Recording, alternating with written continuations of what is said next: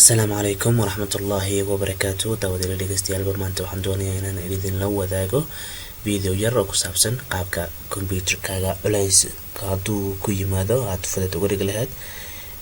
Waxaa kaloo jira markaad computer-kaaga antivirus usan lahayn, sometimes waxaa dhacda in file aad soo download gareynayso barnaamijyaad soo download gareynayso oo ka qarsoon yihiin file oo cuslaynaya computer-kaaga ay ku xaroodaan, taasi oo keena computer-kaaga inuu low hoos speedkiisa hoos u dhaco.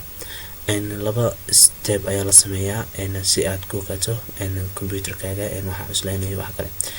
awalan waxaan doonayaa inaan idin la wadaago videogan ila soco.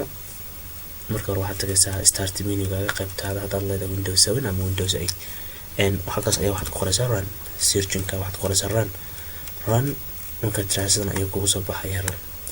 halkaas ayaa waxaad ku qoraysaa percentage-ka sida, kadib waxaad ku qoraysaa tembi, kadib percentage raacanaysaa. kadib waxaad u baahan tihiin waxaan idin dhigay halka describe-ka hoose kadib okay aad leedahay.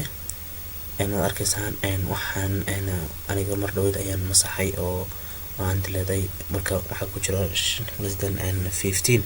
waxaa laga yaabaa intaan in ka badan inuu kugu jirto, marka iska masax. waxaad leedahay control A kadib delete.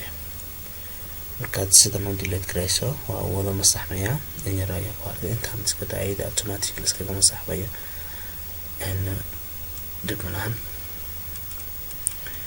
dhib malahan iyo waqti naga lumin. intaan automatic iskaga masaxayo. step 2 kaad maraysaana waxay tahay sidii unaada inaan sameyno run inaan halkaas ku qorno. kadib waxaan leenahay halkaan ayaa waxaan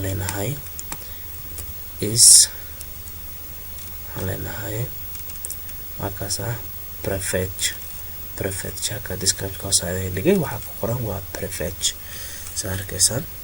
kadib waxaad leedahay okay. arkaysan aniga mar dhaweyd baan wada masaxay, marka waxaad sameynaysaa control sida caadadu ahayd control A kadib iska masax. sida ayuu masaxmay. marka computer-kaagana wuxuu noqon doonaa si fudud sida hore ayuu ku fududaan doonaa. marka waxaa kaloo muhiim ah in computer-kaaga ku jiro antivirus, haddii kale computer-kaaga waxaa ku imaanaya dhibaato aad u badan. marka hore waa inaad ka taxadartaa. casharkeena maanta halkaas ayuu ku egyahay. wassalaamu calaykum waraxmatullaahi